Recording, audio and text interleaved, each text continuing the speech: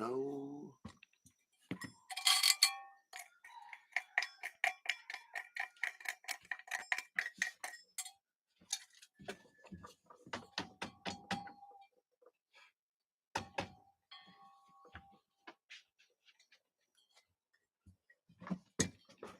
Top of the morning to you, friends. You know what time it is. It's Wednesday, which means that it's time for me to be talking about human design live. And we're just going to get a cold going so we can burn some smell goods. But good morning. Where you guys calling in from? It's morning for me, at least. I'm in Hawaii. I'm in the jungle of Maui. And it is a beautiful, kind of rainy morning.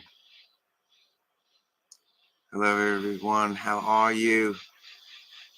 We're going to be getting the live started in just a moment here. I'm just getting the spiritual necessity so that we can properly channel some of our bodies. One thing that I always do, and my name is Reiki Marco,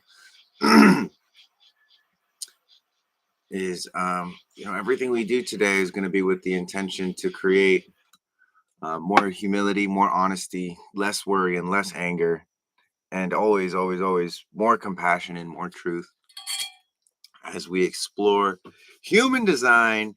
And if you've never heard of human design before, totally normal thing. There's a lot of people that are still discovering human design for the first time. It is one of the greatest times to discover human design, straight up. Reason being is that, we're at a time now within human design where people are really have seen the results of human design and using their body graphs, which I'm gonna pull up a little body graph real quick. And using their body graphs to make their lives better. In a nutshell, what you're doing with human design is we're really just asking the question, how were we born? What is the natural state of being? And we're contrasting that with how we act, how we are, whatever it is that we've normalized, whatever it is that we've made into a habit, we've used as a survival mechanism. This is the dear brother Cody Shepherds.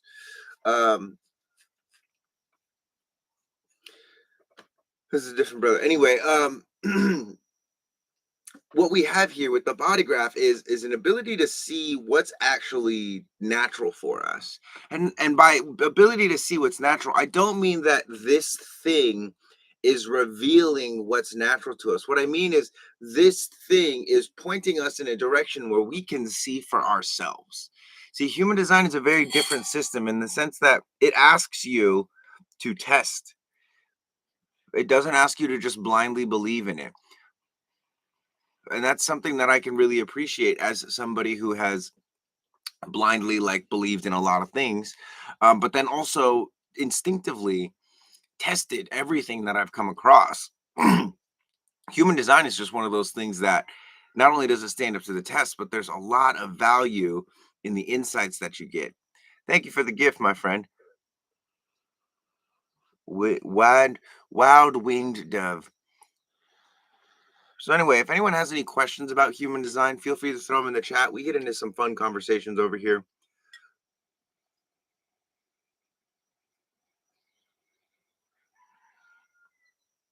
Like I said, I'm just getting this coal lit.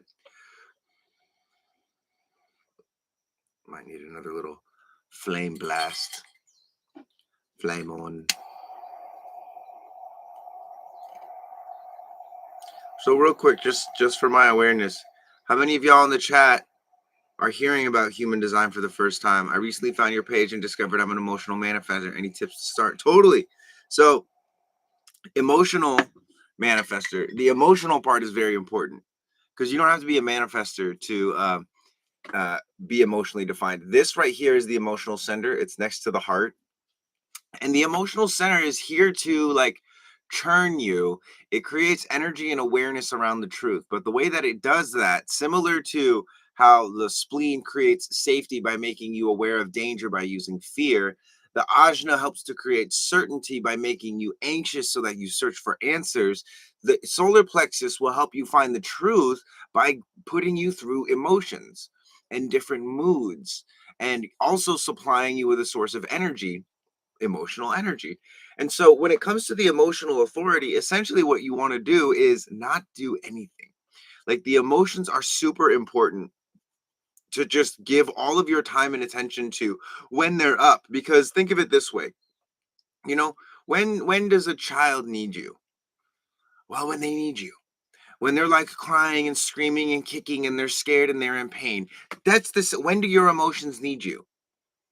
When you're crying and kicking and screaming in pain, when you're in the emotional wave, is what we call it in human design. It's so important not to make any decisions or even to be around people usually, but to actually just take your emotions and take them into some kind of container, like journaling, like somatic work, like yoga, like exercise.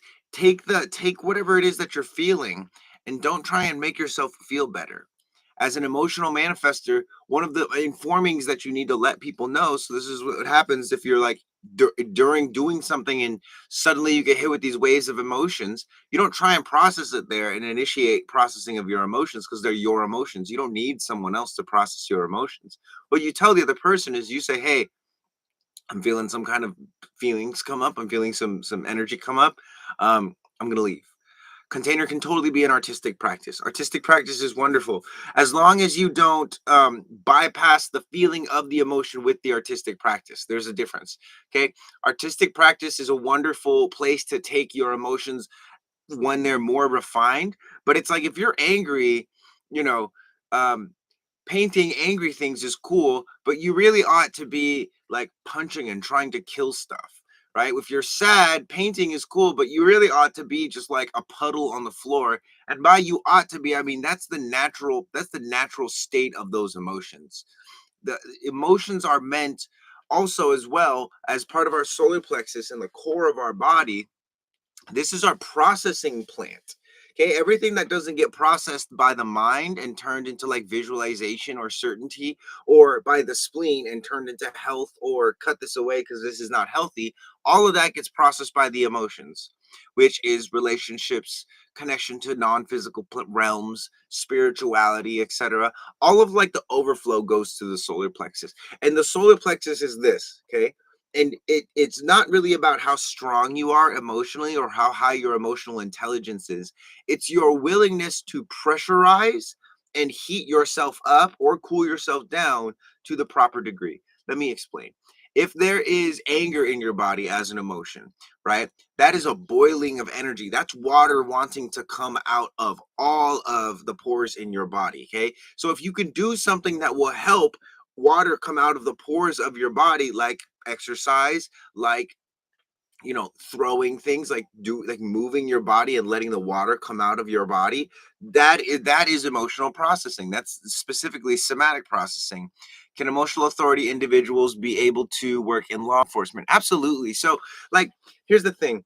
If you have emotional authority, it just means that you're going to get a higher dose of your own emotions. If you have an undefined center like this person does right here, it means you're usually going to get a higher dose of other people's emotions. You're going to be more aware and more sensitive to the energy of other people's emotions. So, for instance, somebody in law enforcement that has an undefined emotional center, they might be better than somebody with a defined center because they can be more empathetic. Now, also, they might be worse as a law enforcement officer because they're more empathetic emotionally. You see how this works? It's not like oh, this person is good for this because of this. It's this person is good at this because of this, right? There's it's not like a oh, this is good for everything. It's like a, how well does this person embody this? How well do they embody it? Because if they don't embody it well, then unfortunately that's that. So anyway, if you guys are enjoying the live, by the way, do me a favor, tap the screen, give me some likes over here, share the live.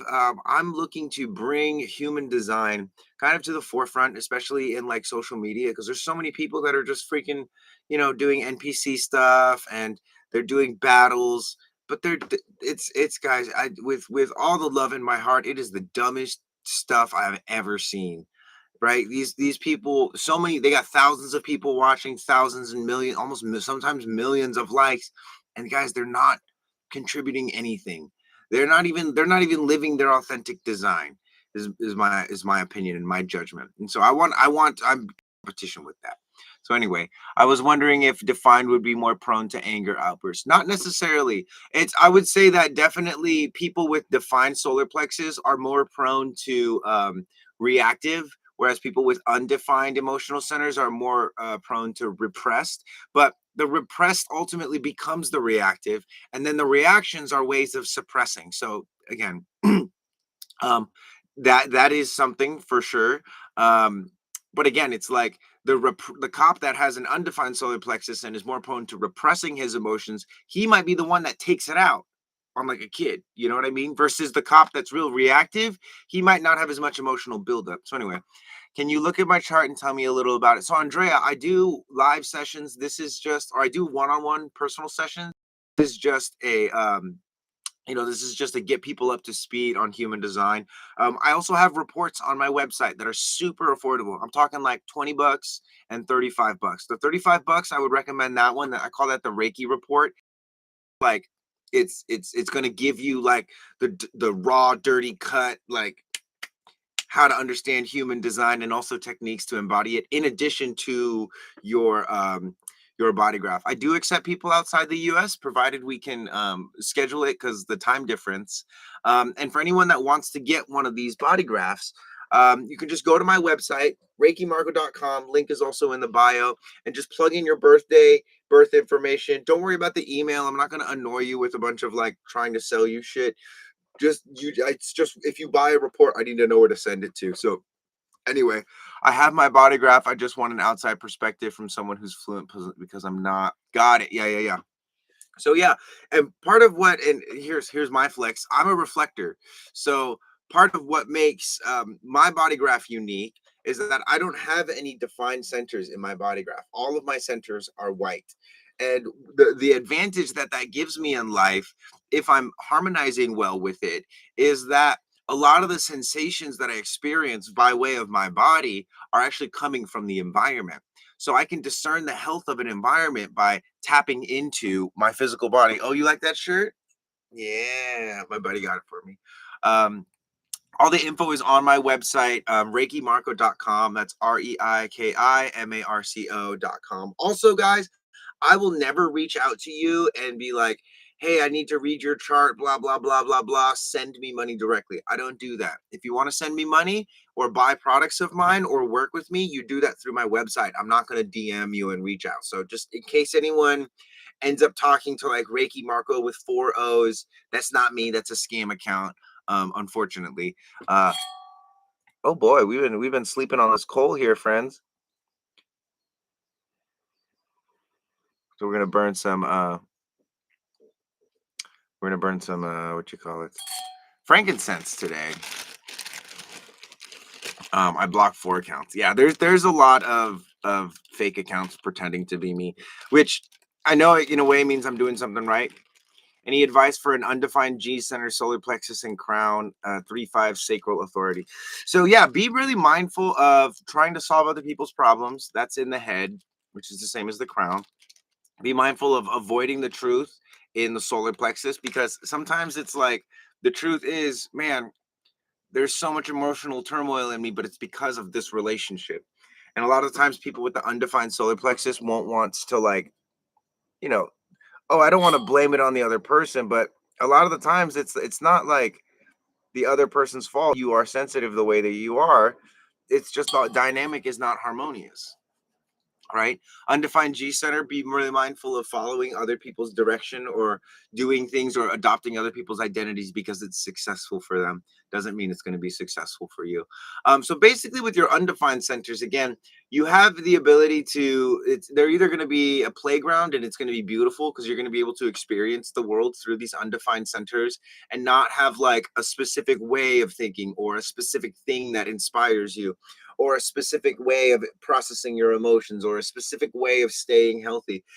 These undefined centers are meant to be like pop-up shops, like festivals. They're there temporarily, but then eventually they they're replaced by whatever is in season or whatever is in front of you or whatever is around during that time. And so you don't want to turn these into prison cells. Could you imagine this? Let's say you're just playing a game on a playground, right? And you're like, there's a kid there that's like, we're going to play this game and only this game, and you're not going to be able to play any other games, and if you do, we're going to kick you out. That's what happens when you attempt to adopt somebody else's way of processing emotions or somebody else's way of staying healthy or somebody else's way of thinking. When you attempt to replace your playground energy with this is with to defined energy, you're unfortunately gonna be very frustrated and annoyed. What can you say about a 1-3 manifesting generator investigative martyr? So definitely don't be afraid to ask questions.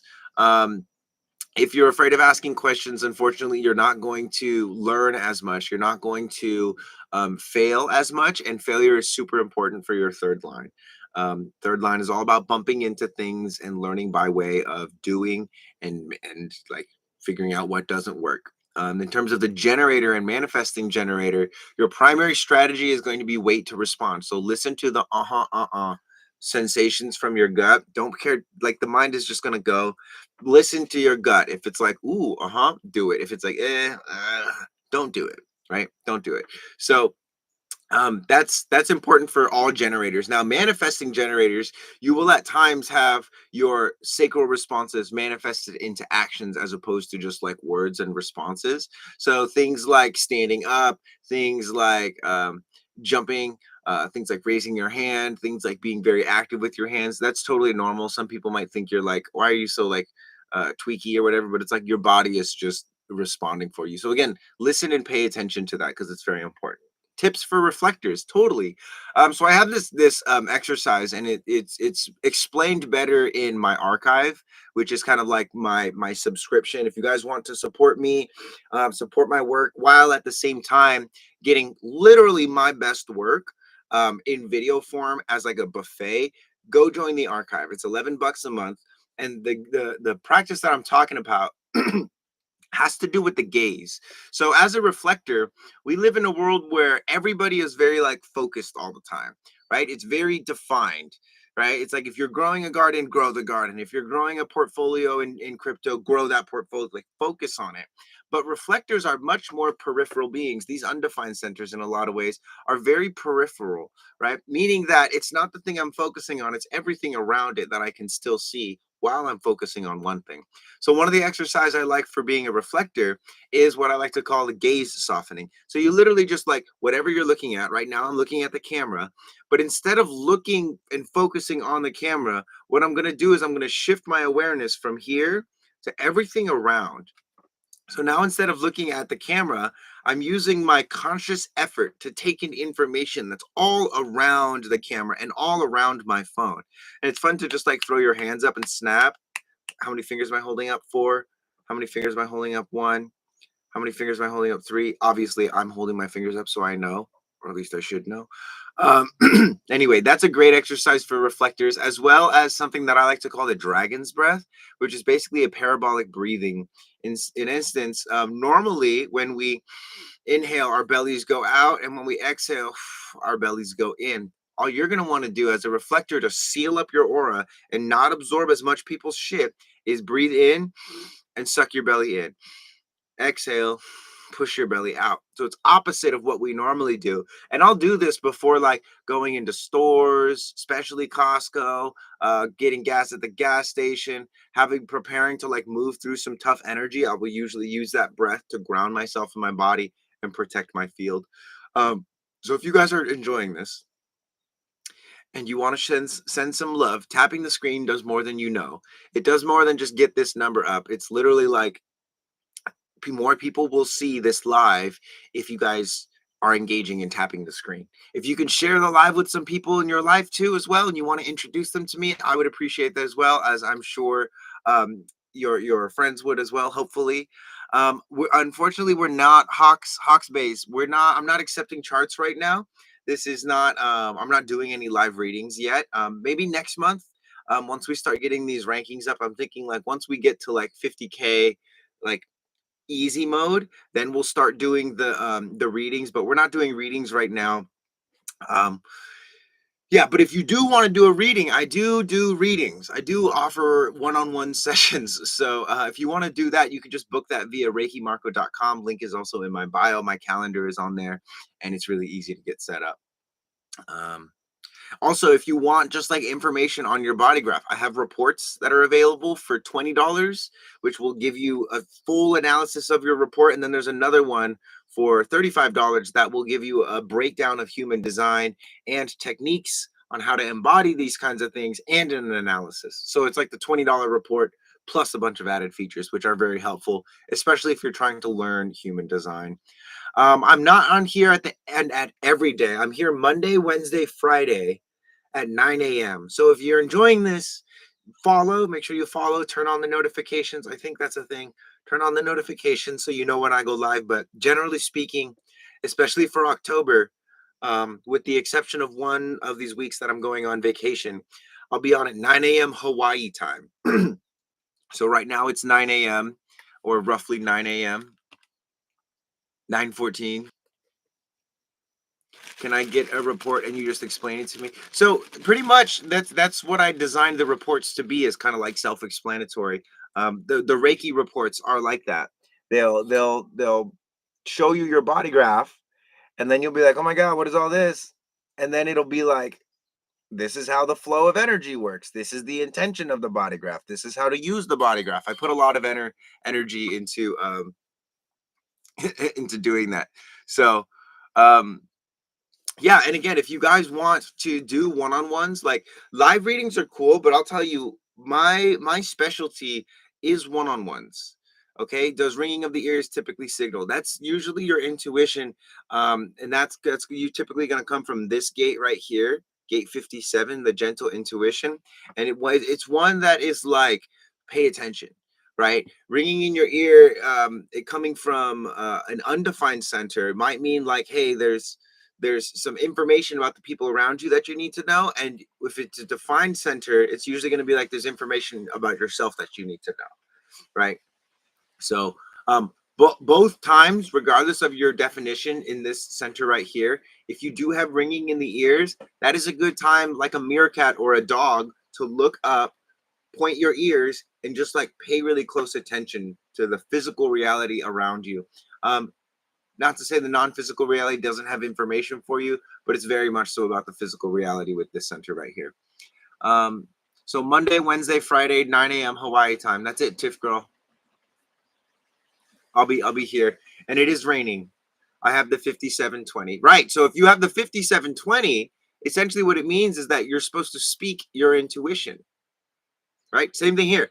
If you have the 3420, it means that you're supposed to speak your power.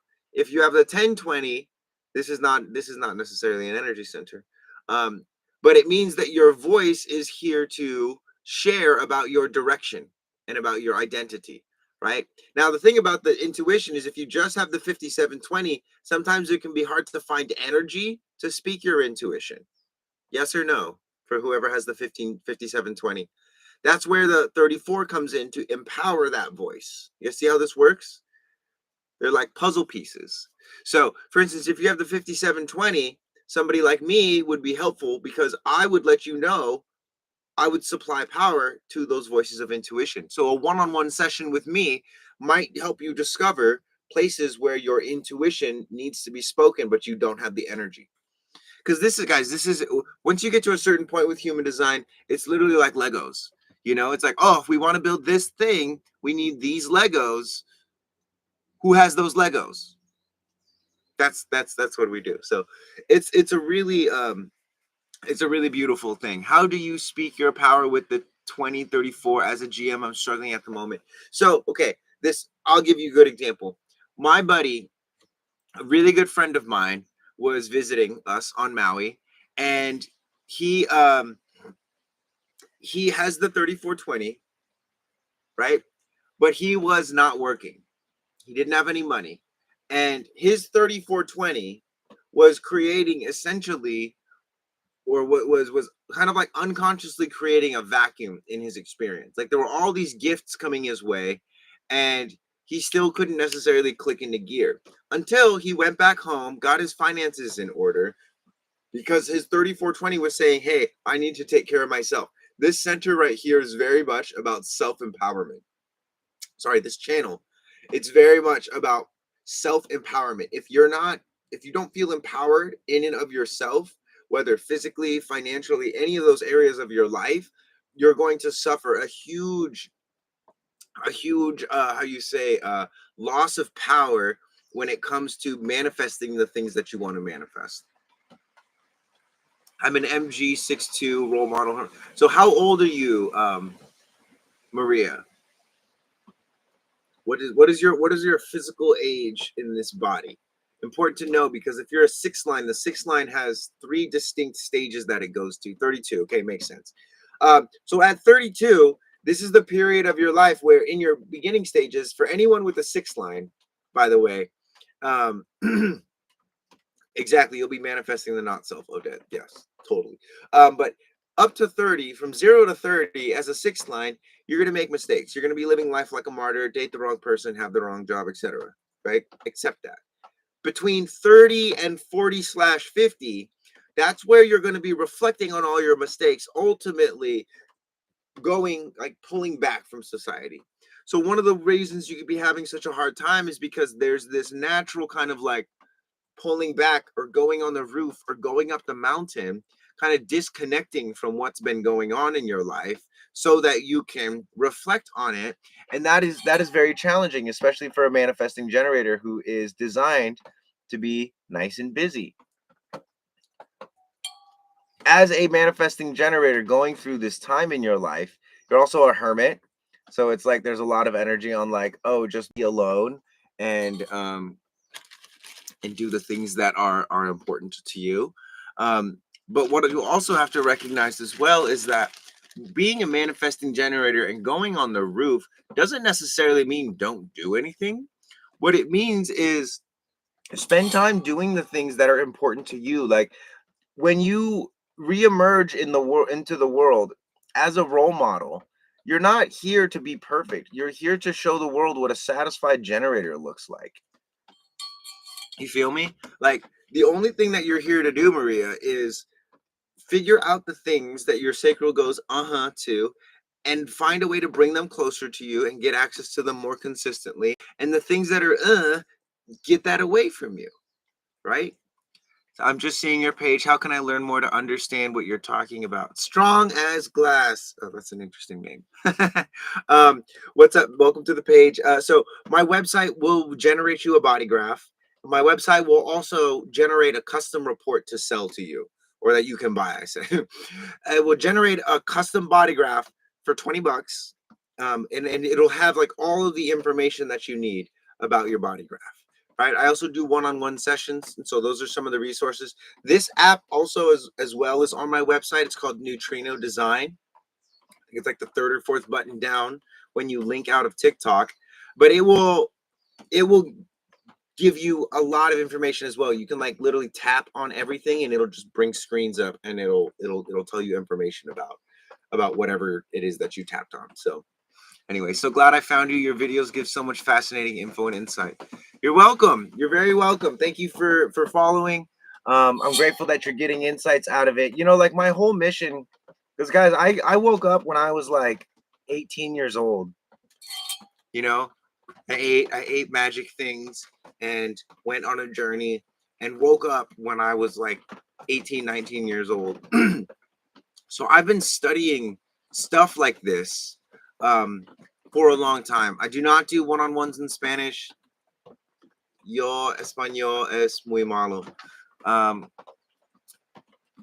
So and there's so many things out there in terms of spirituality. There's, like, yoga, there's Enneagram, there's breath work, there's ayahuasca, there's Bufo, there's combo, there's plant medicine, ecstatic dance, somatic healing, tantra, Reiki, pranic healing. There's so much shit out there, guys. This is the best stuff, I tell you. As someone who's been in this space for almost 12 years now, it's like there's so much stuff. This is the thing that's worth getting to know, because what it does is, primarily, system aside, this creates, in my opinion, some of the most objective self-awareness that you can develop. objective self-awareness as opposed to biased self-awareness. There's bias in human design, and you can use the shadow side of it as well. But truly, with the language, and in my opinion, with the people that actually embody their human design, this creates one of the most objective elements of self-awareness that I've seen. More than yoga, more than breath work, not necessarily more than meditation, because the type of people that actually embody human design are they're meditators, just because we have to familiarize ourselves with the flavor of the mind so as not to confuse it with information from the body. So as an MG, that means if I get that odd feeling where it raises an eyebrow, it's no good. Not necessarily, because that could be like a, oh, what is that? Right? Is it a, oh, what is that? Or a, oh, what is that? You see how the tone changed? It's subtle shit like that that MGs have to pay attention to. Because what might happen is they might raise the eyebrow and they might think, oh, so and so said that was good, so that's good. Not true. Sometimes you raise your eyebrow and it's like, uh-huh. And sometimes it's like, uh-huh. See the difference? You cannot rely on others. This is the beauty of, and why I was saying human design gives us such powerful sense of self-awareness, because you can't rely on somebody else's intuition to override your own sacral response. Does that make sense? Like, your sacral, a defined sacral in your body, unless you're in an emotional wave, which happens often, and you don't have to have a defined solar plexus to be in an emotional wave, okay? But your sacral typically will have the last word. For this person, their sacral is the last word. And when they override their sacral response because of somebody else's emotions or somebody else's intuition or somebody else's thoughts, they get into trouble. They get into trouble. They end up frustrated. They have low energy. They're just, human design is like shaking us, like, listen to yourself. Just listen to yourself. If you just listen to yourself, there would be so much more information that you could have access to. But again, everyone is stuck up here, which these two centers are very much externally based. Okay, this is like 5 senses and connection to the divine. So it's very external. These centers in here are more internal. That's quite literally your spleen. That's quite literally your heart. This is like your rib cage and your lungs. This is your voice box and your throat. That's your sex organs and your digestion, right? This is your adrenals. This is your diaphragm. Okay, so these are all like physical parts of the body, and the magic of human design is to be able to connect and tap into the wisdom of your physical body, of the vehicle that you're born into. That's not all human design does, but as one of the functions of a body graph, the body graph is supposed to make the process of surrendering to your physical body easier, more graceful.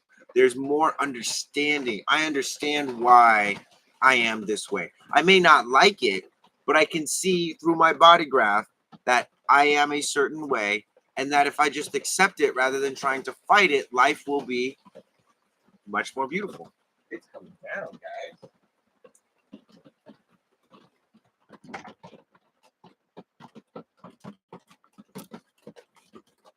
The rain in the background sounds amazing. So this is my life, and it's funny because I literally built my life around human design. Okay, and I don't mean like my career, although I did, but I built my life based off what human design said was going to be the healthiest for me. My environment is wide valleys. I live in a wide valley. My digestion is low sound. This is low sound. There's not like cars honking and people playing music. It's just quiet. I can hear the hissing of the myrrh burning on this coal over here. And it's like I live a life that's very meticulously crafted by design, and I'm happier than I've ever been in my whole life. How do you know your body needs low sound? So if you go to your body graph, it will tell you. First time here, just want to say hi. Hi, Tara. Hello, hello. So if you look at, and it's specifically, it's this arrow that helps you, that tells you about your what kind of digestion your body needs. Again, if you get one of my reports, your digestion, your environment, along with all of the details on this information will be in that report. I recommend the Reiki report because it gives you like an introduction to human design, but I did want to make a report available for people that are, 15 bucks is a lot for them, so they can do the 20 but they can't do the 35. That will give you an analysis on your body graph. So either report you get will tell you about what kind of determination you have, or what kind of like low sound, high sound, direct light, indirect light, alternating, consistent. There's different kinds of digestion. But if you look at yours and you start experimenting with it, again, people have like fixed their gut issues with this kind of stuff. It's wild. It's wild because it's not just about food, it's also about how you absorb information. So anyway, if you guys are enjoying the live, do me a favor, like this, like the live, just tap the screen, the little hearts makes this number go up. This number going up means we can share this information with more and more people. For those of you that are discovering me for the first time, make sure you follow, because nothing worse than like having a great live, finding a good account, and then not following it. So make sure you guys follow, just so you can stay in touch. I do this, by the way, Monday, Wednesday, and Friday at 9 a.m. Hawaii Standard Time. So thanks for all the follows, thanks for all the gifts, guys. I'm seeing all that come through. And again, this is like my goal is really to just give everybody a chance. I want to give everybody a chance to make their lives better with human design. It doesn't like benefit me to, wake the world up, really. And it does, because I'm a reflector. So I'm like, selfishly, I want the world to be more aware of themselves, because the more aware of yourself you are, the more you can love yourself. And the beauty of loving yourself is that just by loving yourself, it inspires other people to accept and love themselves as well, right? It also intimidates some people, and people will really like hate you because they don't want to love themselves, and you are the thing that is like, oh, I make it look easy, and they're like, I hate this person. But anyway, it's so important to do it anyways. Even more so important to do it, because if you don't love yourself, no one's going to. Right? It's like your mom and your dad are the only people that love you just because you exist. Everyone else will have some kind of function for you in their lives. But when you learn to love yourself, everybody can access that function without, how you say, playing into these like mental mind games of like, oh, I have my agenda and he has his agenda. It's just like, we all have our own agendas. We all want certain things in life. But if we can trust each other to be ourselves, then we don't have to play this game of masks as much. Those relationships are typically a lot easier. And by easier, they are more challenging, because oftentimes when you are yourself in a relationship, it takes a little bit, how you say, it takes a little bit more confronting of the truth to identify and cut away bad habits, right? There has to be an ability to discern, like, are we actually compatible, or are we just around each other right now, right? And this is one thing that human design can do, because you can actually look at people's compatibility potential by taking two body graphs and putting them together. So if you're in a relationship and you're thinking like, man, can this help with my relationship? The answer is yes. The answer is 100% yes, because if you can discover the differences between yourself and your partner, and how you operate and how your partner operates, that will create so much ease in your relationship, purely out of the mental understanding and the effort put forward to respect the way the other person is.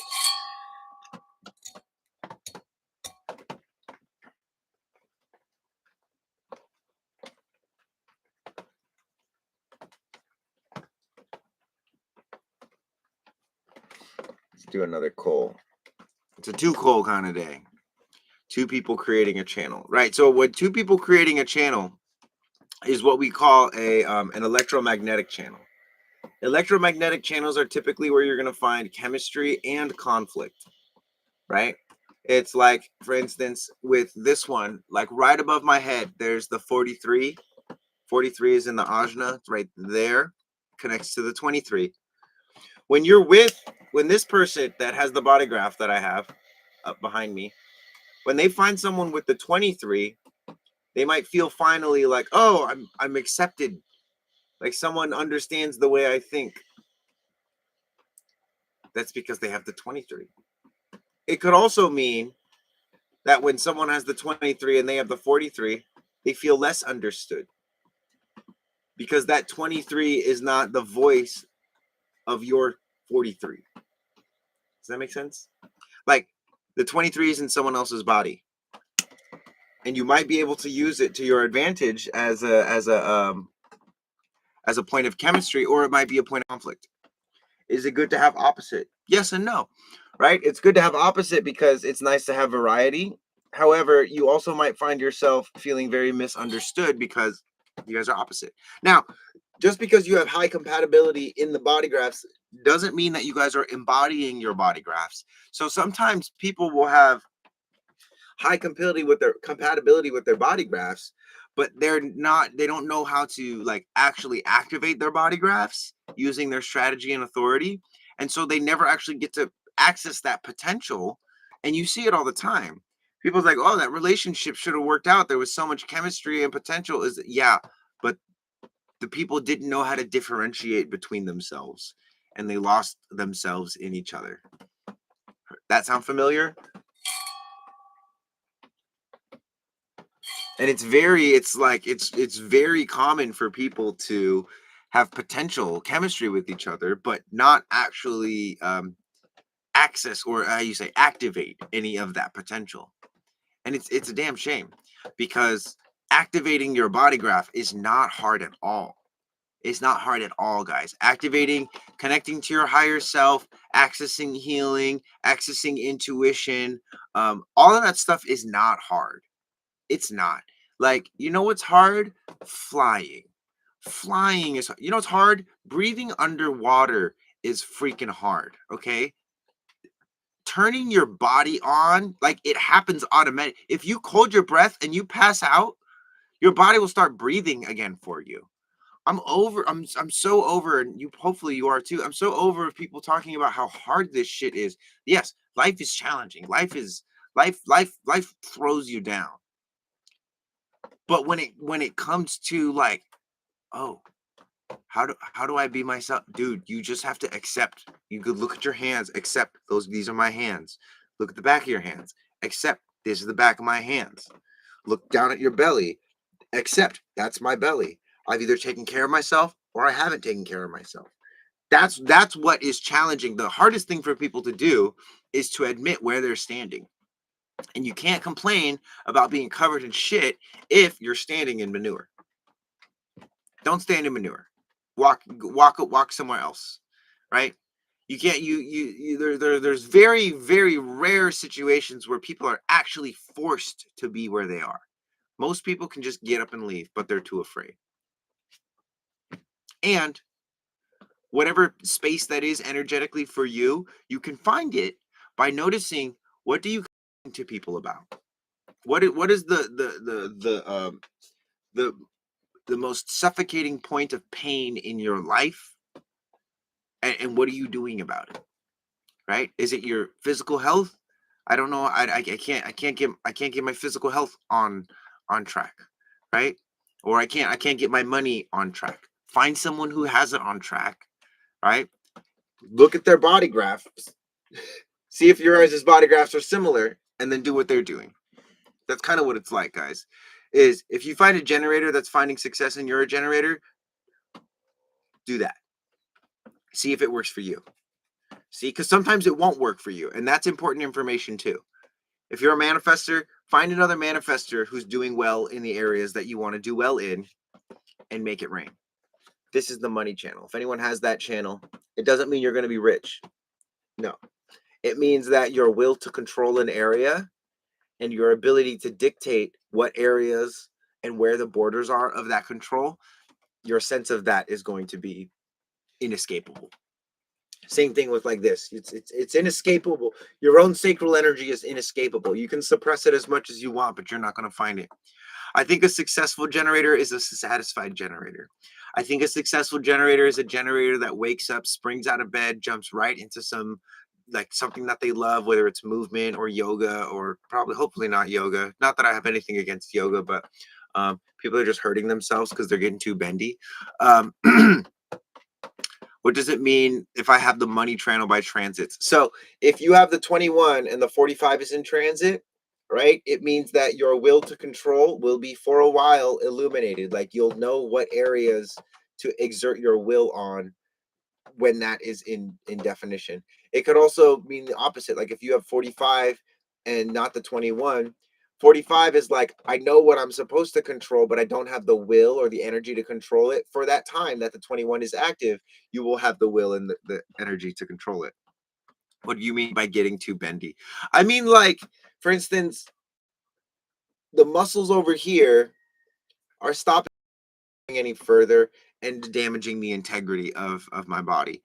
A lot of yogas, especially like restorative yogas and hatha yogas, they think they're doing things like removing trauma, but they're really just tightening knots in the body. Let me give you a very simple example.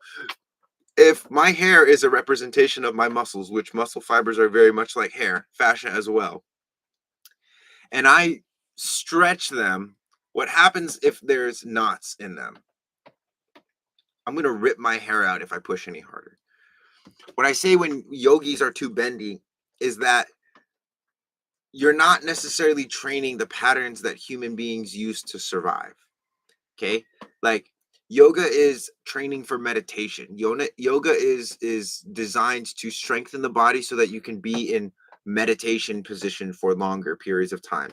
If there's a tiger and you're not enlightened and you can't communicate psychically with the tiger and let the tiger know that you're enlightened and not to eat you, you have to run or kick at the tiger to survive. Running, kicking, walking, throwing specifically are the things that make us human. Okay? Because all creatures sit and zone out. Okay? Not a lot of creatures throw spears. Not a lot of creatures throw kicks or fists. Right? And it's our movements that make us unique as human beings. And so, what I would say, like a satisfied generator, a successful generator, again, is someone that like wakes up, maybe goes for a run or does some kind of like activity to activate their body. And then all day, they're doing things that are constantly exhausting their sacral in the most satisfying way. They had a super satisfying workout. They have a super satisfying conversation. They have a super satisfying day at work. By the end of the day, if they get to the bed and they're like, boom, that's a successful generator in my opinion. They use up all of their energy in the day to the point where they need to sleep, to the point where they actually sleep earlier than everyone else because their day was just so satisfying. That's a successful generator, and I've seen it lived out, and it's awesome, and it's so much fun to be around. Because when my buddy goes to sleep, I'm like, dang, I wish he was awake, because I want to hang out with him, because he's so fun and satisfying to be around, because he's satisfied himself, but he's asleep. So okay, that's that. But that's in my opinion what a satisfied generator looks like. Now, for some people, for some generators, they're like, whoa, that's not satisfying. I need to be like chill days. I need like very chill, mellow. Dude, whatever's satisfying to you. Right? Again, this is the thing about it is your sacral tells you what you have energy for and what you don't. Just don't listen to somebody else's ideas about your sacral energy. Build a relationship with your sacral. I cannot translate between you and your sacral. I can let you know when I'm feeling sacral hits from you that you're not honoring. I can let you know that, but I cannot develop the relationship for you. What are the differences between a generator and a manifesting generator? So all generators have a defined sacral. Manifesting generators have a defined sacral and an energy center, which these are the four energy centers: sacral, heart, solar plexus, root. One of those centers and a defined sacral connected to the throat. So energy center connected to the throat, that's called the manifesting channel, and a defined sacral. The main difference between The main difference between manifesting generators and generators is momentum and acceleration. Manifesting generators, because of this manifested channel, tends to be like faster to get up to speed. Their acceleration is higher, right? But they don't have as much necessarily power. Like generators take a little bit more time to get going, but once they're going, they're going. They will smash through brick walls. They will destroy things. Speaking of manifesting generators, I gotta message one of my man gen brothers about a horse.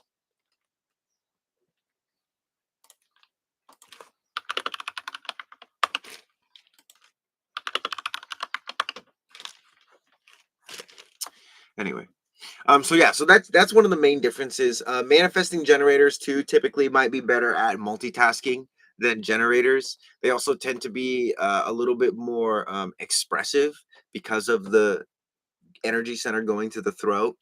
Um, and again, they're designed to be expressive. They may not actually be expressive, like they may not like be very expressive, but they're designed to be very expressive. And this is the difference again, is like the when it comes to expressing yourself as a manifesting generator and a generator, it's very much so about what are you responding to. Like in my opinion, and I don't want to sound rude, but you shouldn't be expressing yourself unless there's something to respond to. Like unless there's something to go like ew or like I like that, to what I wonder what need there is to express yourself personally. And this is coming from someone who very rarely has the energy in and of myself to express myself.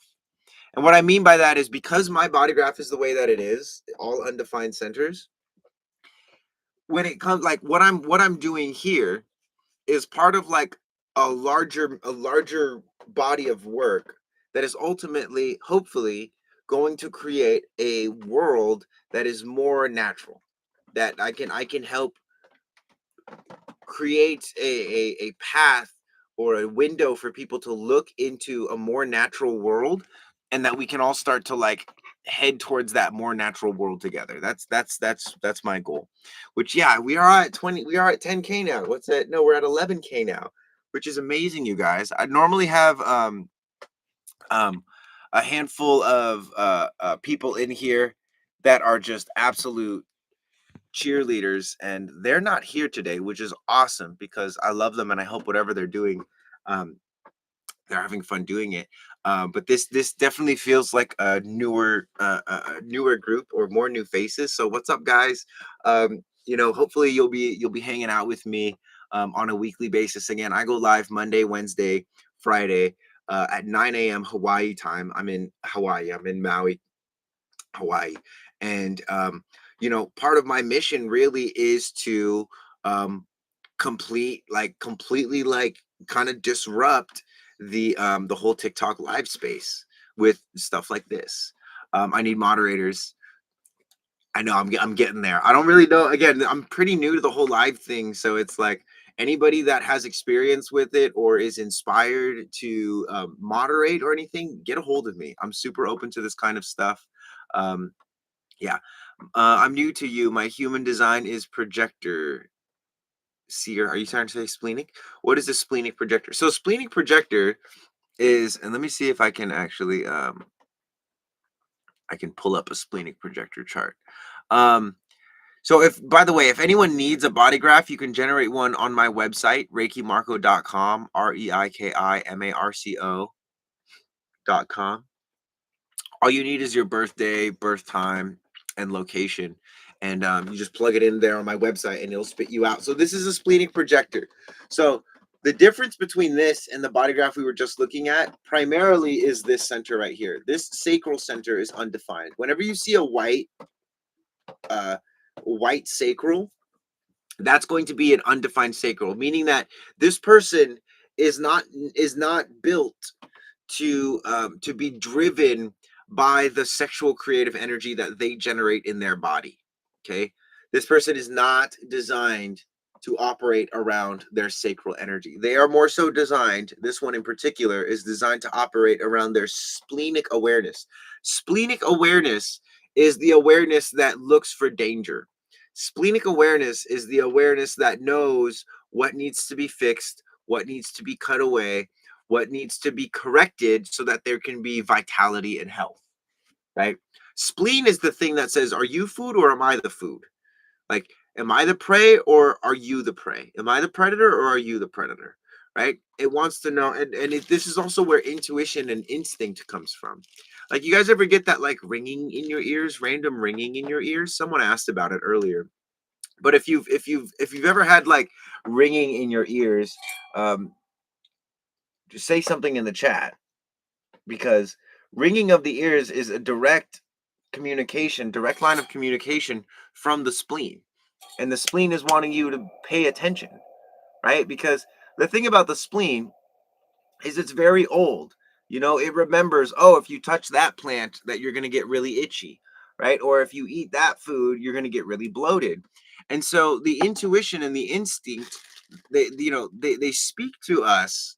They speak to us in these very subtle ways. Your ear will start ringing. You'll be like, what was that? And then someone will ask you a question and you'll be like, forgetting about it. Oh, blah, blah, blah, blah, blah. Don't forget about it. When you hear the ringing in your ears, that's like perk your ears up and pay close attention. The next thing that's going to happen to you, like, be discerning. Be discerning. Be surgical. Cut things away. It doesn't mean like when you hear the ringing, cut everything away. It means when you hear the ringing, go into what's called spontaneous focus, right? It's like, imagine if you're walking in the woods and suddenly you hear a tiger in the woods. You hear a mountain lion in the woods, right? And you go, oh, where is it? That's what you ought to be doing, right? Because the ringing in your ears it's helping alert you to um it's helping to alert you to the potential danger around you, right? I feel like I have ringing in my ears more often, right? And the more you tune into that and the more you switch into spontaneous focus, when you have that ringing in your ears or any of the other subtle intuitions and whispers, that's when you switch it on. You like, oh, I go splenic mode. And splenic, this is quite literally the opposite of emotions. Emotions is, again, helping you experience everything that's not certainty in the mental realm and vital information in the biological realm. This is connection to God, relationships. This is all the unknowns. This is, what are the facts? Is this bridge going to break? Is there a tiger there? Do you have a knife behind your back? Is the third eye pressure related to defined and undefined head center? Possibly. So third eye would be this center right here, the ajna, right? And in the sense of actually experiencing a pressure, that's this. That's this is inspiration. These are the problems of the world. Okay. So if you have an undefined head, which is what this is called, you are very prone, you're very prone to absorbing other people's problems, right? Or thinking about other people's problems or trying to solve other people's problems. If you have the undefined ajna here, you're very prone to, like, how you say, explaining to people why you're certain or explaining to things about why you have the answers, right?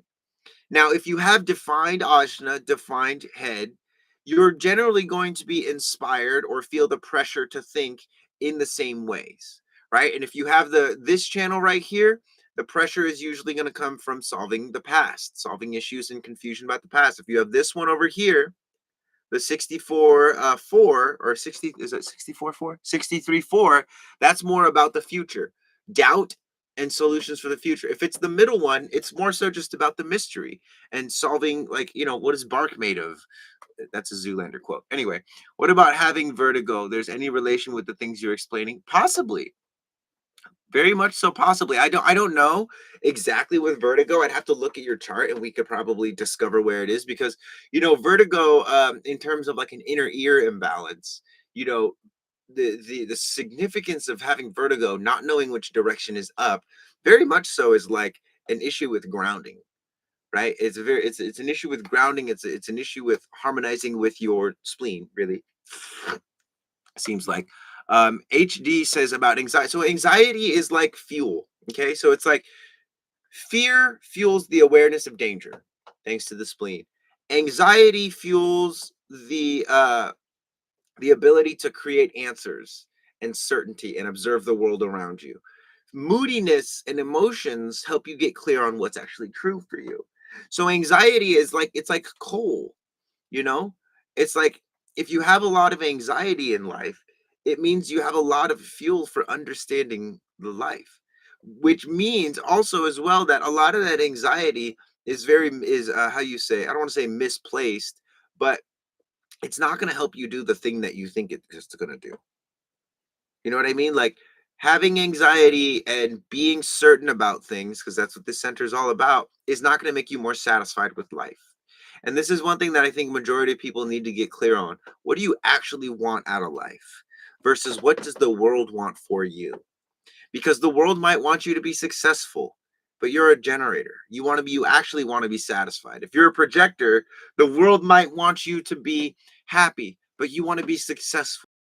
So there's a, and this is the thing about human design is like when you experiment with actually attempting to manifest your signature and your not the things that people see in you and the potential that people see in you, your anxiety will start to disappear. Right? It takes a lot of time, takes a lot of time and a lot of energy. And it's super important not to underplay that because this is years in the making, guys. This is not, study human design for 10 weeks and be a master at it. This is change your habits over years and years and years. Melina Rose, thank you for sharing the live. Alexandra, thank you also for sharing the live. Guys, we are kicking it. We are kicking it into high gear. We're almost at 20K. You guys are brilliant. I love you.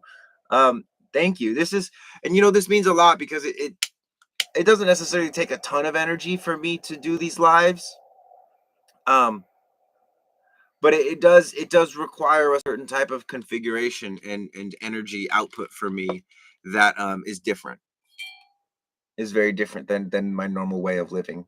Although I do love geeking out and talking about human design, I really am doing this because I would feel guilty if I just let you guys have nothing on TikTok other than like in the NPC nonsense. So hopefully you guys are getting some value out of this, and that's awesome. Oh, here's a cool question. So my daughter completes my 11 channel with her 56. Any thoughts? So that channel is all about stimulation. It's all about the ability to tell a stimulating story. 11 is the anxiety and the thing that like drives you to search for more ideas, which I think you said your daughter has that. So your daughter has the 56. Got it. So with the 11, your daughter in a way is like an outlet for your anxiety. It's like you're looking for new things. Your daughter's probably always bringing you new things. Hey, look at this thing that I did. Did you know that this? Did you know that? And so this channel in a way creates a lot of stimulation. What happens when the lines don't connect to centers only halfway? So these are called dormant gates when you have active gates within undefined centers. And then when they're in defined centers, they're called hanging gates. Hanging gates are like reaching. So it's like this person's like awareness of what can transform is reaching for the pressure to like transform things or like the pressure to elevate the tribe, the ambition. But this what is that? 17, it's not pushing energy this way. It's waiting for a 62. So this person is not necessarily going to experience as much of the 17 as they are the 32, generally speaking. I've been texting my mom all the notes on what I'm resonating with. Chelsea, I love that you talk to your mom. That's awesome. So many people don't talk to their moms, and it's kind of sad.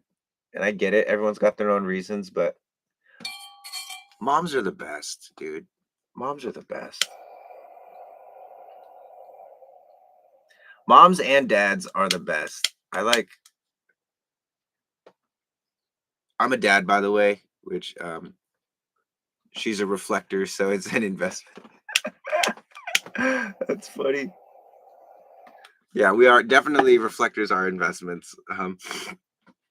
There's not a lot of how you say it's very challenging to be a reflector in the world.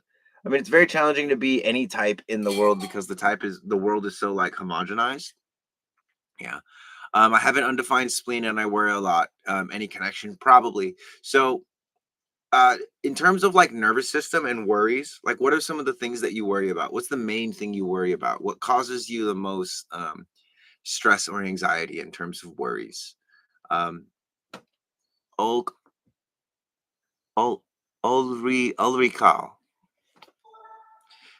thank you for sharing the life. Sorry, I was trying to not butcher your name. Um, Health. Okay, yeah. So having an undefined spleen definitely makes sense that it's health. Health, but I'm healthy. So then who are you around that's unhealthy, Rachel? Who are you around that's unhealthy? So Chris, that's an incarnation cross.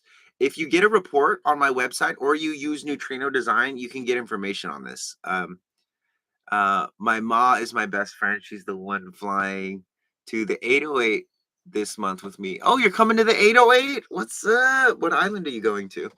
How do I get into a relationship as a 5-1 generator? I can't seem to get into one.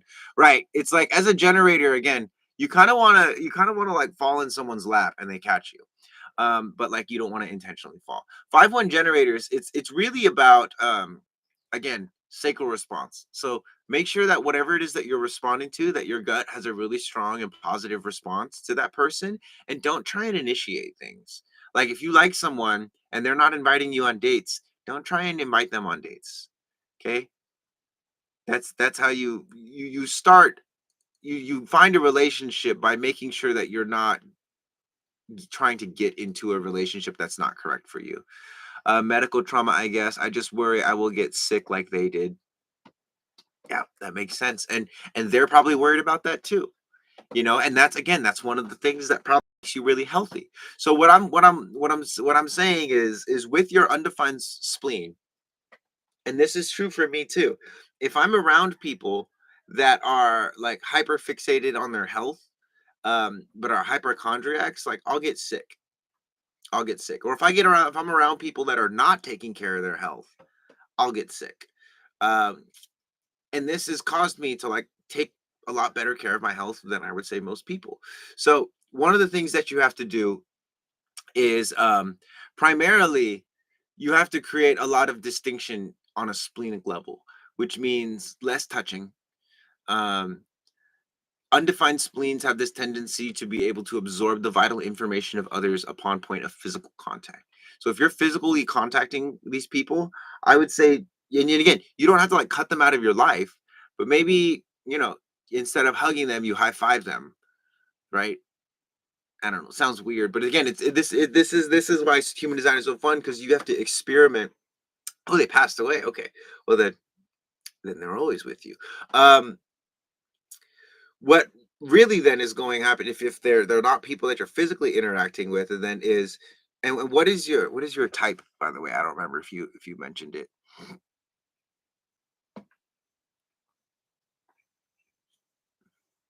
Can you talk a little about triple split definition? I have this as a projector. Triple split is pretty simple. It's like you have these two, and then you have these two, and then you have these two, but this one, and this one are not connected. And basically what it means is triple split is you have different people that hook you up in different ways. So one person might connect these two islands, another person might connect these two islands, and then you have one person that connects all three. It's really just like it inspires collaboration. You know what I mean?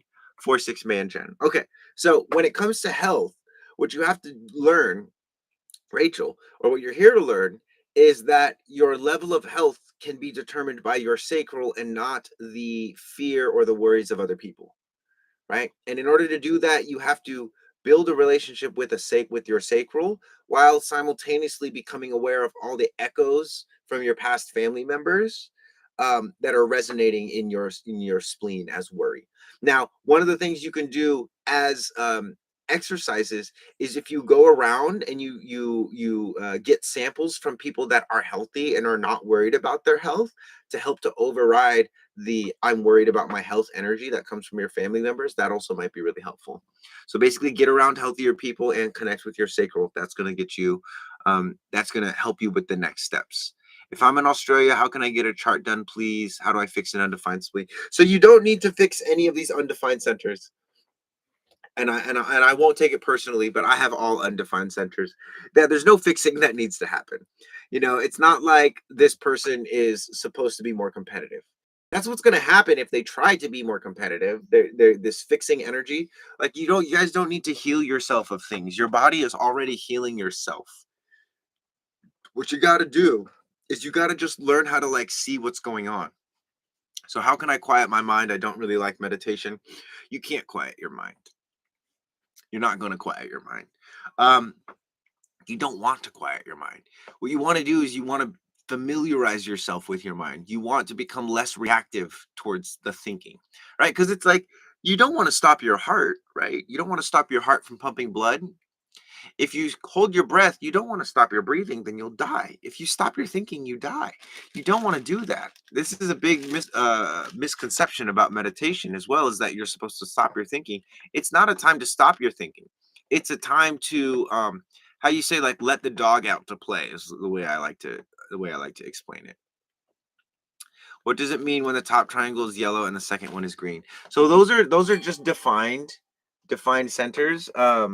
There's no meaning really to the color of them, which I know is kind of a disappointment, but I don't know of any meanings to the colors of the centers themselves.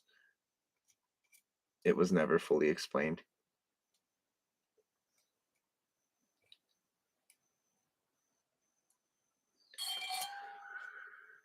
Interaction. What does it mean? Interaction. Yes. Do rain. Okay, so that's what I was doing. Thank you. You don't want to turn off your thoughts. You don't want to quiet your mind. Your mind is meant to think. So stop trying to quiet the mind. Meditation is not to quiet the mind. Meditation is to watch the mind. You want to become familiar with the way that you're thinking and how you're thinking, because here's the thing: your thinking is not who you are.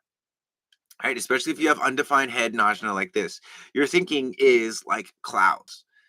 Clouds can go over deserts, they can go over jungles, they can go over rainforests. The clouds do not determine what's underneath the clouds. Okay. The thinking does not determine the body, right? It's the thoughts that unconsciously are manifested by the body that eventually turn into the body. So here's the thing about meditation: you want to meditate. You want to meditate. You don't want to do it because you want to stop thinking, though. You want to do it because you want to cultivate tolerance of your mind. Okay, I'll say that again. Meditation is to help you cultivate the tolerance for your thoughts. It's not about controlling or quieting your mind. It's just about being like, oh, that's how I'm thinking right now. Okay. That's how I'm thinking. Rather than like, man, I can't stop my mind from thinking. Like, it's like you ever try and like put your thumb over a water hose and then it just like squirts out. Maybe it squirts you in the eye like a cartoon. That's what happens when your meditations are your intention for your meditations is to quiet your mind. It's like all this pressure. You don't want to do that. In fact, you actually want to like, hey, more thinking, more thoughts, think faster. Because eventually your mind gets exhausted and it's like, whew, okay, I need a break. And then you get that moment of like, oh, I'm not thinking. Then you start thinking again. And it's great. That's how it's supposed to be. Man, this stuff is clearing me out.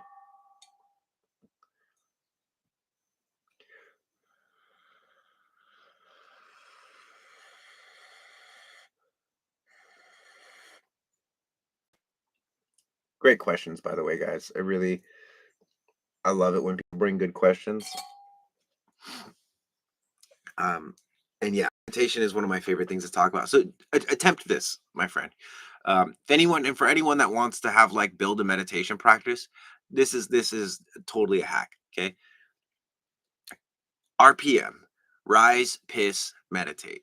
Your meditation is only going to be 5 minutes long. So set a timer on your phone for 5 minutes. Wake up, go pee, come back, sit somewhere other than your bed. You can sit on the floor, you can sit on a chair. Doesn't really matter as long as it's somewhere other than your bed and as long as it's somewhere where you're not leaning back on like a chair. Okay, so be sitting upright and then close your eyes and just be still for 5 minutes.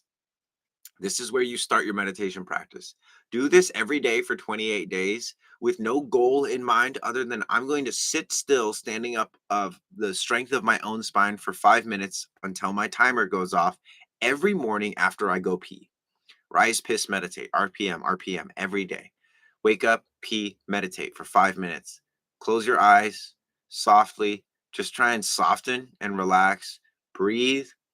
Don't try and stop the thoughts. If any thoughts come up and you're like, oh, just say, oh, that's interesting. That's interesting. That's interesting to everything. Right? Because interesting is one of those like make believe words. It's like, oh, but why is it interesting? Like, whatever, dude. It doesn't matter. It's you're meditating to cultivate a tolerance for the reactivity of your thoughts, not to stop your thoughts. You can't stop them.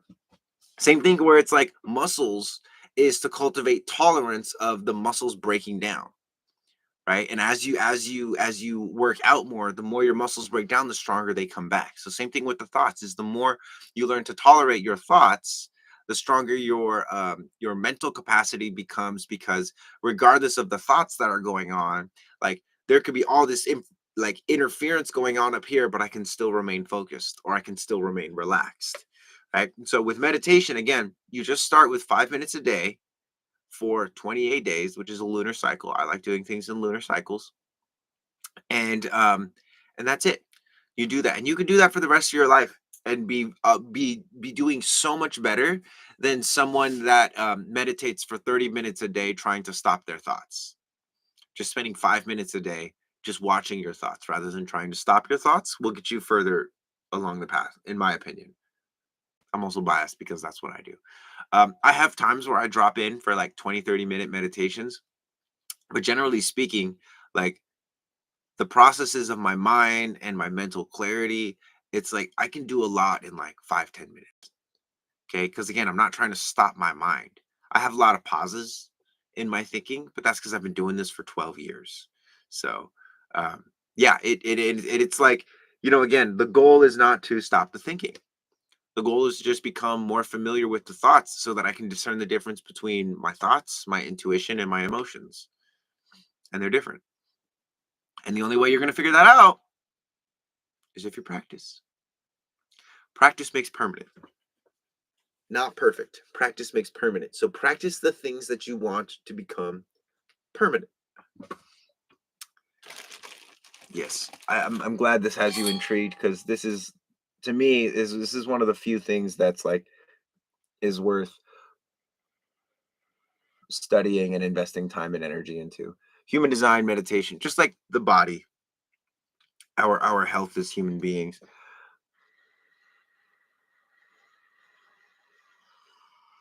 I'm not hitting a bong, by the way, guys. I'm blowing on a coal. Man, they better not censor me for saying that word though.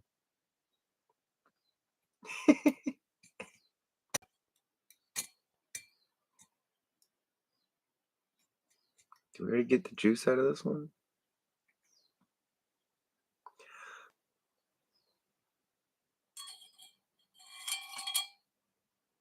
Must have got the sauce out of that one.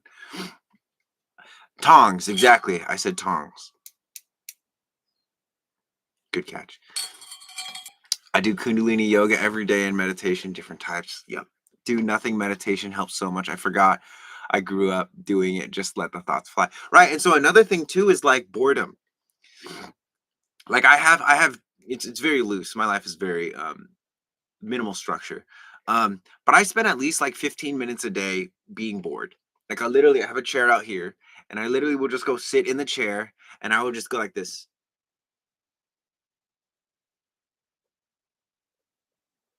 I zone out. It's like, especially if you have a lot of anxiety, how do you combat anxiety? You sit and you be bored. You sit and you just be bored. It's so simple. And so many people are like, no, I can't do it. I have to do something. I have to fix my anxiety, blah, blah, blah. I'm like, bro, that is the anxiety right there. So what you have to do is like sit and be bored and realize like, oh, this anxiety is about nothing. Any advice for a projector that has so many ideas with no motivation? I knew it. They restricted us because we said tongs, jerks. Um, um, they totally restricted us because we said tongs. Um,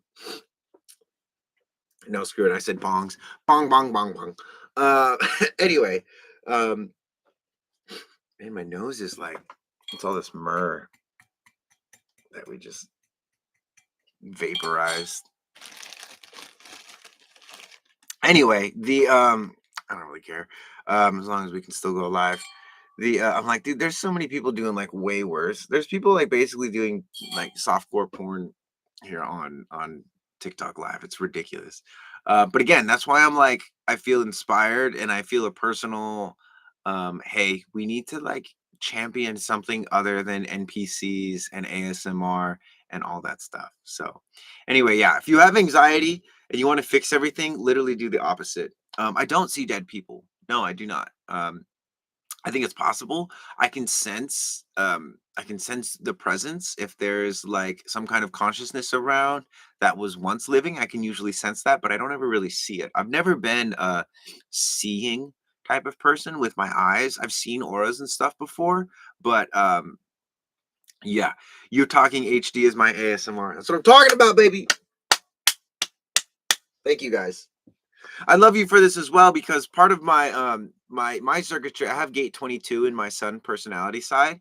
And so this fear that there's nothing worth talking about or that there's um you know people aren't listening to me when I speak or there's nothing worth listening to. The human design is one of these things that it's like it's not even the human design, it's what the human design allows, which is conversations around spirituality and subtle bodies that are so incredible. Alexandra, thank you for listening for the last 40 minutes. Like, again, it revives my sense of inspiration and hope that there are actually people out there that want to learn about their bodies. Nikki, you find out what aura type you have by generating a body graph via the link in my bio. Now, the body graph on my website will look like this, but it will have some more information. This is a snapshot from the app, which the app is great, by the way. Neutrino Design. If you guys really want to get into human design, Neutrino Design is the way to go. NPC means non-player character, and it's those people that are doing like the get like thank you for the rose, thank you for the rose, doing that kind of shit. Cool, but it's like, dude, we're alive. We call NPCs, like we call people NPCs when they're not using their brains and they're not like thinking for themselves. Because that's literally what an NPC is. It's a part to non-player character. It's a character that's a part of a game and it doesn't have its own free will. So Neutrino Design is not, I didn't design it, but a very good friend of mine did. And we became friends because he designed it. He designed it, and then I looked at him, and I was like, bro, we need to be friends. And we ended up actually being really good friends, um, which is awesome. And I'm so stoked about because the dude is so incredible and so sweet. And he didn't even like, he's not like trying to make money off of it. He's just like, I just hated the apps that were available, and I wanted an app that was good. So I developed an app that was good, and that's how we got it. Yeah. And so yeah, so again, we're at what 24,000 likes. Guys, I'm not in any rush. I'm here for years to come. Okay? I'm healthy. I'm going to be alive. I'm going to be able to do this. I'm here for the years to come. But at some point my vision is to have our team human, like outranking the NPCs and all that, outranking the guys doing the games where you battle and everyone taps the screen. And I think we can outrank them because they don't have any purpose of doing any of it. Yeah, they don't have any purpose. Will you be giving detail in our human design chart? So I'm kind of talking about overview, just answering questions. um, so feel free to tune into that, ask some questions. If you want details about your body graph, go to my website, generate a body graph, and get one of my reports. The $20 report will tell you everything. The $35 report will tell you everything as well as give you an introduction, like my own kind of like dossier or introduction to human design and all the techniques that I use to embody human design. Very, very helpful. Who is Drew Phillips? I don't know that. Um, So, any advice for the projector with a million great ideas and no motivation to start? Shaz, I remember that question. I got a little derailed. That's how it goes. So the thing about um, most ideas, most ideas are doomed to fail. And the reason I say that is because most people, is for instance, like projectors, um, most people do not have the energy to bring their ideas to completion without collaboration. Now, in order to enter into the proper collaborations, you are you are going to experience either the use of your strategy, the proper use. So someone is either going to invite you to share your ideas and you'll be able to share them, or you're going to initiate these ideas and they're not going to go well because you're a projector and your strategy is to wait for invitations. You might get an idea off the ground, but it won't get to completion. So the thing about ideas is you have to understand that there's not a whole lot of value in ideas unless there's a team that can actually bring the idea into the world. So for instance, having a lot of ideas that you think have a lot of potential value is not as valuable as, for instance, you taking care of your spleen or your solar plexus, your emotional center, as a projector, is what I would say. So you have to shift the way that you value your ideas, because again, ideas are not valuable unless you have the right circuitry to bring it into manifestation. So if you have a lot of ideas, you need to shift the value out of the ideas and into one of your authority centers, wherever your authority is. So anyway, let's see. They are in control mode. You are 100% human. Yeah. I would say I'm like 90% human, which is still more than most people are. Um anyway, you should consider doing live readings for a fair price. I think I'm going to start doing that probably next month, like November or maybe December. I'll start doing like little mini readings, and we'll get that popping because that would be fun. But again, for anyone that wants a body graph, or you want information on your body graph, just go get a report. Again, it's $20. Shaz. Okay, so great. Your ideas are not as important as your intuition and your health. Your health takes precedence over your ideas. In fact, I would also say, Shaz, that if you focus on your health, that your ideas, you will find more invitations for your ideas to come through, right? Like, stop, don't try and manifest your ideas. Manifest your health first. When you see a visualization under meditation constantly, does that mean they won't happen? Please. Interesting. Nikki, no, I'm a Pisces. Um, Pressure makes a diamond. Can you rephrase this question here? I don't quite understand it. So when you see a visualization under Shaz, you're very welcome. And it's, and again, it's something that is, I would say, a symptom of the society that we live in, that glorifies ideas, um, and it totally underappreciates the actual effort it takes to bring ideas into fruition. Right? Like, everyone wants to be an idea guy, and now we have a world full of idea guys and girls. I don't give a damn about ideas. I'm like, who's the person that I can work in the yard next to all day and they feel satisfied? I don't need ideas. And honestly, that's when the best ideas come forward. So straight up. I got my report and it's very easy to follow. Wonderful. I'm happy to hear that. A lot of people, um, some, or maybe these are just the vocal minority, are very confused by it, but that's just because it's such a massive, like, it's like an 80-page PDF that has information on you, and so it's a massive it's a massive thing. So um will there be detail in the human design chart if we get a reading? Big time. There's a lot of detail. That makes sense. I've tried to manifest my ideas, and life has finally pushed me to focus on my health. Yes. So, how do you get out of a funk as a splenic projector? One of the things I would say with this, with the splenic project, it just in general, getting out of a funk is like one of the things you might want to consider, especially if you have an emotional authority, is that maybe you're supposed to be in the funk.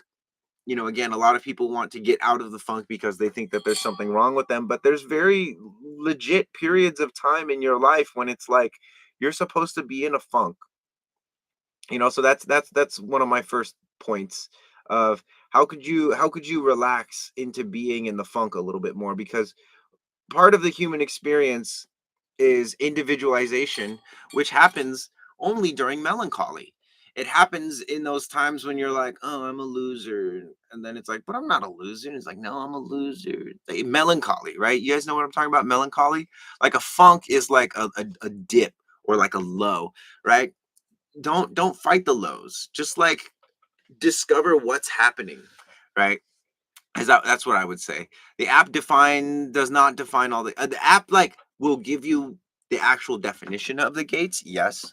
Um, Sorry, that kind of threw me off there because definition is what we use for like, oh, these are defined centers and defined gates, etc. Um, yeah, except I say, grabbed a Reiki report. Rue, thank you. For anyone that's getting reports, again, I know I did my best to make them as affordable as possible because there's some people that are selling like $50 reports that suck, straight up. There's people selling like subscriptions to apps that suck. I went and subscribed to all of them and I was like, yeah, these suck. That's how I know that these reports and this app, Neutrino Design, are the best because I literally have gone and checked all the other ones and they don't even suck. They're not good. But when you look at them comparatively to like Neutrino Design or my reports, they suck. Just because again, you've got people that are coming at human design from a very ungrounded, not healthy place. And straight up, and I'm not trying to be like a dick or anything, but it's like, are you going to listen to, the frail mental like psych guy that doesn't have an ounce of muscles, like he doesn't have a lot of muscle on his body, is not very athletic? Or are you going to listen to the athletic dude who can fight and has the vocabulary? Because the difference is this, the difference is embodiment, right? Do my cells know this or does my brain know this? I need my cells to know this. I've been studying human design for like over almost a decade now. And it's like I've learned, and I've been a fighter and a martial artist and an athlete. So I've learned to take this from a mental level into the physical level. That's why when I talk about this stuff, not only does it make sense, but it lands. Is because I'm punching with my entire body rather than just my brain. So anyway, thanks for letting me flex, guys. That was fun. Um, Neutrino Design is fire. I've had Neutrino for a long time now, and I love that app. The compatible chart overlay feature is great, and we're just adding more features. Like I said, it's not my app, but I have a lot of influence over what happens in the app, in the sense that it's like if it's a good idea, guys, we're gonna implement it. One thing that they just implemented that we're not sure if it's a good idea or not, but it's definitely a cool idea, is what's called birth time rectification. So if you don't know your birth time, um, you can just go on to Neutrino Design and it'll ask you some questions and it'll help you figure out a potential birth time. Now, just because you identify, because it is your brain that has to answer the questions, your mind, um, that introduces not self into the equation. So, for instance, you might um, identify with something that is not necessarily natural, and that would give you how you say a false rectification. But again, it's not about getting it all right. It's not about being perfect. It's about having an ongoing experiment that you're engaged with.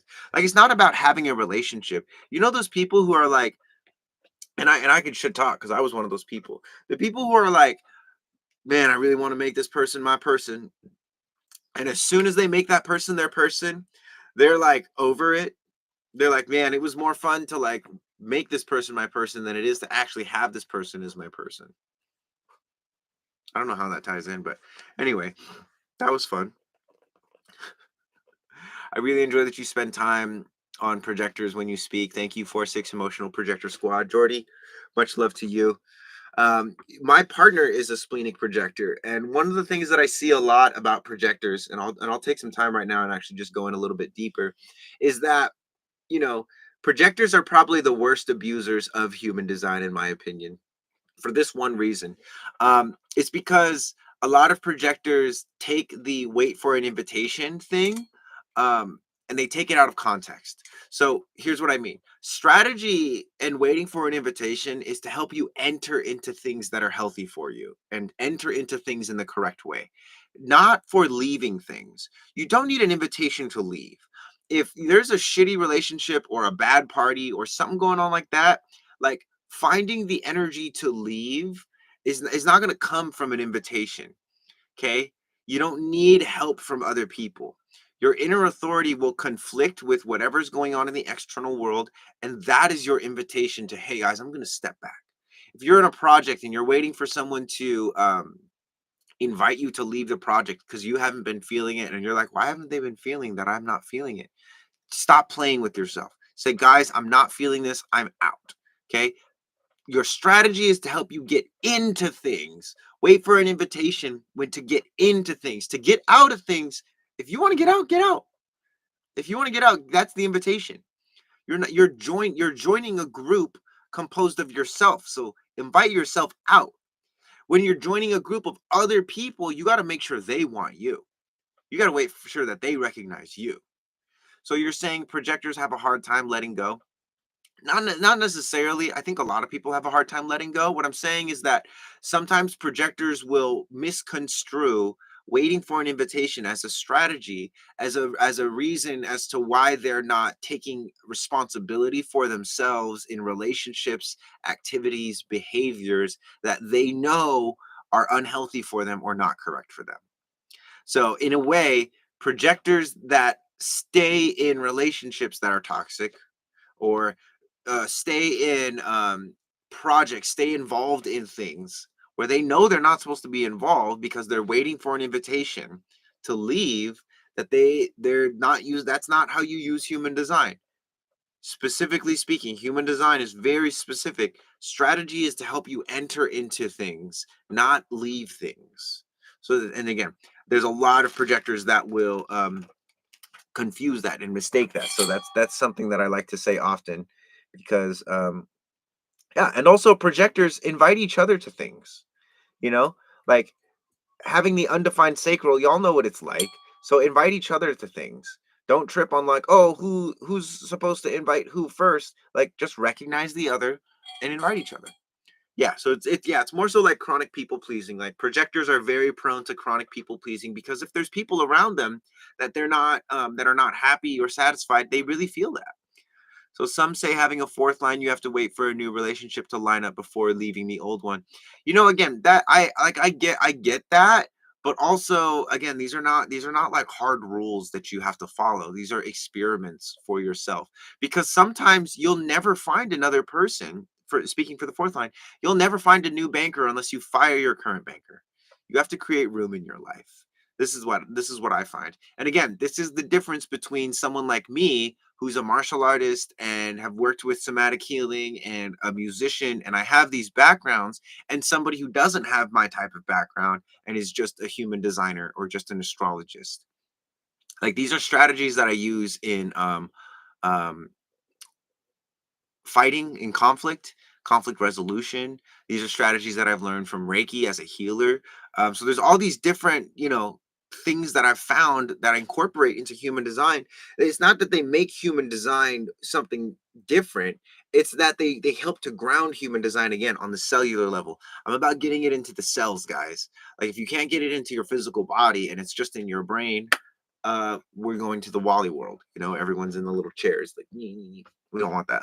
I find HD super helpful as a projector because I can see clarity in everyone's life but my own. Yep, big time. And so having a reflector friend, aka me, is really helpful for projectors because, sometimes you're not able to see how much energy you're giving to other people and how much energy you are crying out for. Because a lot of the time, the attention that you want as a projector, and just in general, a lot of times the attention that you want is just the attention that you're giving away to people that you don't think that actually deserve it. So anyway, vision of yourselves. If your vision turns to reality, if you keep seeing the same. Pressure makes diamonds. You have a beautiful way with words. I don't understand those sometimes. Could you explain a little bit about the planets on the side, please? Yeah, totally. So, what is the best school for studying human design? So, the best school is life. Definitely. I'm a 3-5, so my schooling took place in the form of life, and I read the definitive book of human design, the science of differentiation, as like my teacher. But one of the things that I would say is if you want to learn human design, You know, if you're like, I need to learn from the source, go to the Jovian archive. They are the source of human design. Neutrino design, Reiki Marco, my reports, I'm the underground. I add things, certain things I think are bullshit. Like again, like the fourth line thing. Like I'm like, oh, fourth lines, yo, you need a replacement for that thing before you leave the thing. I'm like, I don't know. I'm not a fourth line, but what I say is experiment with both. See which one works best. Jovian archive, Jovian. So that's like the school of human design. Um, but it also is super expensive. So you could also just learn again by doing, like how I do it. I made my $35 report. In my mind, I created the $35 report for somebody that wants to learn human design and learn about their body graph and learn my style of human design. And it's a auto generated, immediately delivered to your email. You know, once you make your payment, it just like shows up on your screen, and it's $35, not $3,500. Do your cells if no vision turns to reality if you keep seeing them? My phone is dying. Sorry.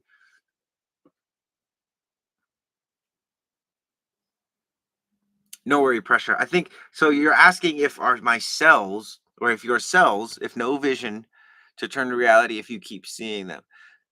And you have to remember you're asking about something. If you keep seeing something in meditation, does that mean that it's going to occur? So if you keep seeing visions in meditations, right? Like if you keep seeing the same thing over and over and over in meditations, one of the things that tells me, right, is that either you are hyper focused on that thing or you're not focused enough on that thing.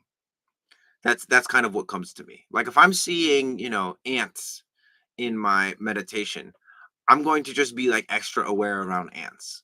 And extra aware in the sense of like, how am I viewing these ants? Like for instance, now I'm thinking about ants, and I'm like, I kill ants a lot because they're just like, it's just kind of reactive. So maybe I shouldn't be doing that. That would be how I would use that kind of experience with visions and meditation.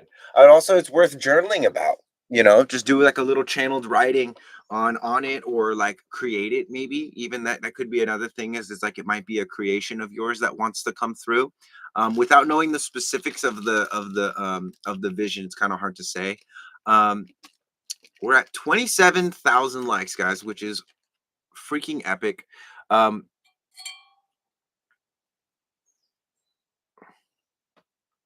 we are going to be ending the live soon. It's just getting close to that time. But this has been a wonderful live with a super cool new group of people. You guys, again, normally I have like a handful of people in here that I'm really familiar with. They're not here, and you guys are here. Again, in that vacuum, we've created even more friends. So I want to share my vision of what like this live really is. So again, in TikTok specifically, there's a bunch of people doing lives, and they're doing NPC stuff and ASMR and battling each other. Dumb. In my opinion, dumb. Okay. Dumb. And it's just sucking attention into a black hole versus what we're doing here, which is not dumb. We're looking to create more harmony in our lives, more understanding and acceptance of our relationships. You guys are a part of that. Okay. IDHS School of Human Design is legit. That they're part of the Jovian Archive. That would be considered the top rated school. I think my school is the best though, because in IDHS they just teach you what's in the book. That's it. I teach what happens in real life. And again, I do offer one-on-one sessions for anyone that wants to kind of go deeper one-on-one with me, which is very different than like a live, right? Because here I'm like pulled in multiple different directions. I'm framed up for that. When it's just you and me, it's just you and me, and we can go really deep if you can handle it. So I don't have a school. I just do. It's just relation. It's relating with me. It's having starts with a one-on-one session, and you can book one of those via the link in my bio, and that's kind of how that starts. Um, from there, the doors kind of open up, and I know it's not like practical business wise to like have a school. Maybe someday that will come to fruition, or I'll find someone who wants to help me build the school. In the meantime, I do have something called the archive, which is basically a collection of pre-recorded videos that will teach you about biomechanics, which is how to walk, run, and throw. Soft tissue, which is how to use a lacrosse ball, and myofascial release, trigger point therapy to release trauma from your body, and then sensory mechanics, which helps to make your eyes bigger, your throat bigger, so that you can manage your emotions better and ultimately tolerate yourself and others more efficiently.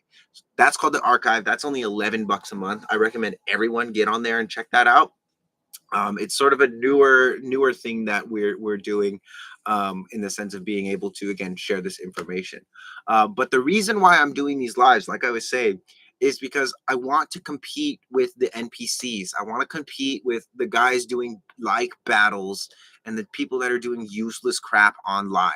I want to compete with those people because I believe that this message is worth sharing.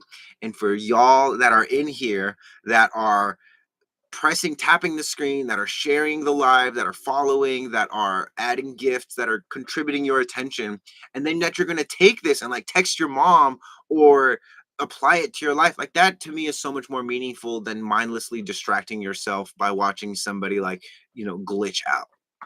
So I want to say thank you for that. And also that you are a part of sharing like your likes, these 30,000 likes that we hit here, which is awesome. Okay. This is contributing to us being at the top 10% of League C5, which I don't really know too much about the leagues and stuff like that. But the eventual goal is to just be at the top.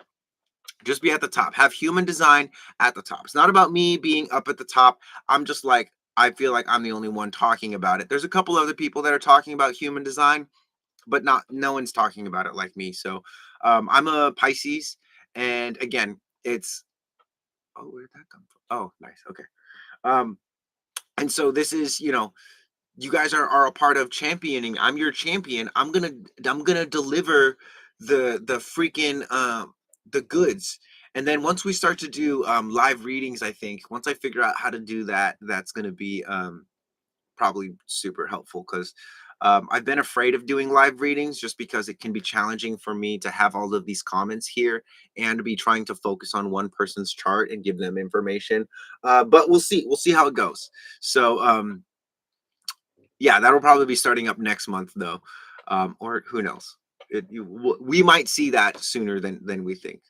Um, and in human design, so human design, I'm a 3-5 reflector. Annette, thank you for the gifts.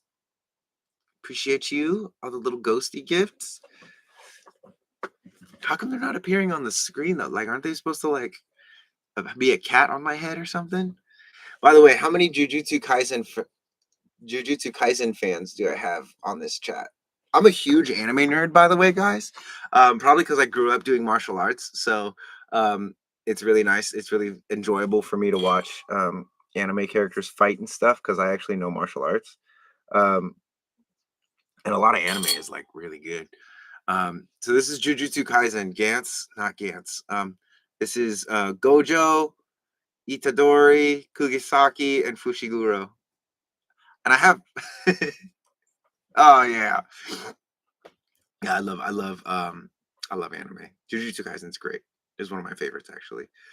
Um but yeah, anyway, so that's pretty much it, guys. And this live, like I said, is coming to an end. I gotta get on to the rest of my day. I used to watch anime when I was in college. Same, no, but it's one of the animes I know. So anyone that doesn't know Jujutsu Kaisen, it's Jujutsu Kaisen. It's one of the top animes right now, actually. Um, and it's brilliant. It's just so cool. It's such a good one.